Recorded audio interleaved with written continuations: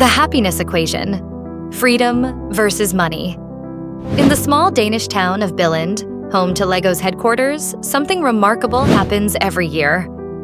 Despite earning modest salaries compared to Silicon Valley tech workers, residents consistently rank among the happiest people on Earth. Meanwhile, in Manhattan's gleaming financial district, investment bankers pulling seven-figure bonuses often find themselves burned out, medicated, and profoundly unfulfilled. This striking contrast illuminates one of humanity's most enduring questions. Does happiness flow from the freedom to choose our path, or from the security that money provides? The case for freedom. Research from the World Happiness Report reveals a compelling pattern. Countries like Denmark, Finland, and Norway, nations that prioritize work-life balance, social mobility, and personal autonomy, consistently outrank wealthier nations in happiness rankings. The key ingredient isn't their bank accounts, but their freedom to live authentically. Freedom manifests in multiple dimensions that directly impact well-being. There's temporal freedom, the ability to control your schedule and prioritize relationships over rigid work demands. There's creative freedom, pursuing meaningful work that aligns with your values rather than chasing the highest paycheck. And there's social freedom, living in societies that support individual expression and provide safety nets that reduce anxiety about basic needs. Consider the growing movement of downshifters, professionals who deliberately choose lower-paying careers in exchange for more autonomy. Teachers, social workers, and artists often report higher life satisfaction than their corporate counterparts, despite earning significantly less. Their freedom to pursue purpose over profit appears to unlock a deeper source of contentment. Is happiness found in freedom or money? The money factor. Yet dismissing money's role in happiness would be naive. The relationship between income and well-being follows what economists call the diminishing returns principle. Below a certain threshold, roughly $75,000 annually in the United States, additional income dramatically improves happiness by reducing stress, expanding opportunities, and providing security money, buys freedom from worry about rent, healthcare, and basic needs.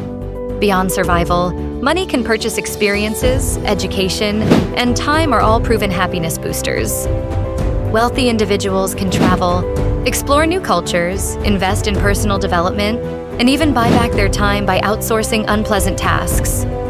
They can also contribute meaningfully to causes they care about, creating a sense of purpose and impact.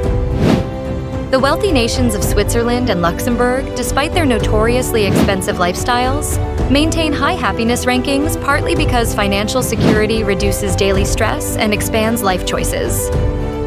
Money, in this sense, becomes a tool for achieving certain types of freedom. The intersection.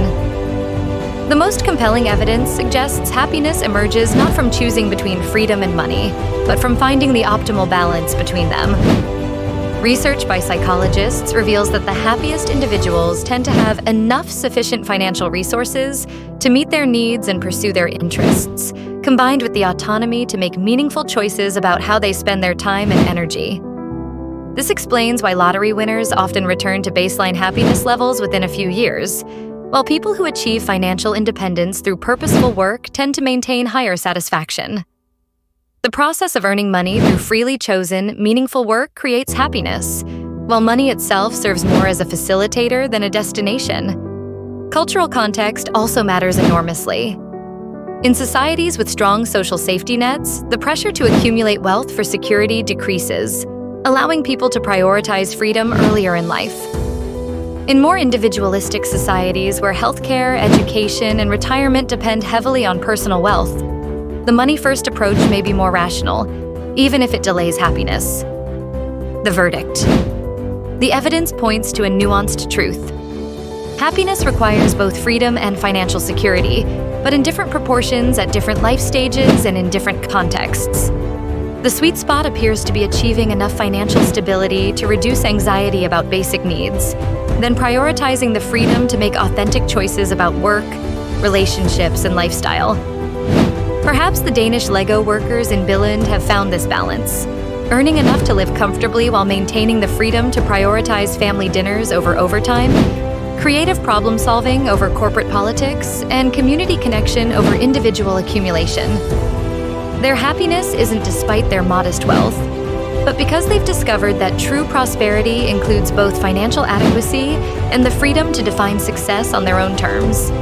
The question isn't whether happiness comes from freedom or money, it's whether we're wise enough to pursue both in the right measure. What are your thoughts? Leave a comment below.